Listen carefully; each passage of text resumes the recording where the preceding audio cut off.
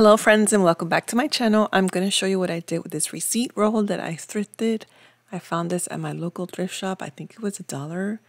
Yeah, I believe it was $1. So I'm going to stain it up with some coffee. And then next I'm going to spray some Distress Oxide spray. And then I'm going to use these stamps. I did do a haul for these stamps a few months back. I've been so disconnected from my YouTube channel. I am so sorry, but I've been so busy working.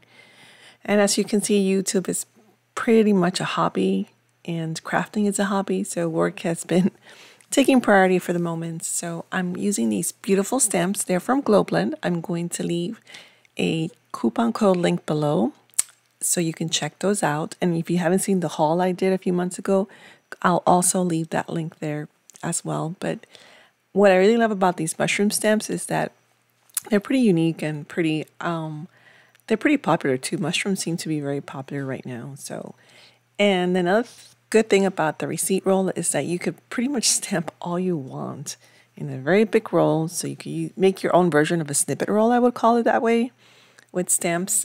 And you can use it for your journals, junk journals, smash books, traveler's notebooks, or just planners, whatever you want to, beautify your work with.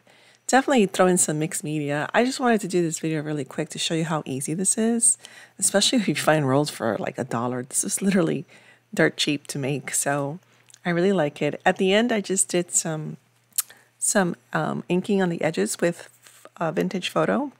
I seem to be liking that color a lot lately. It's such a pretty color.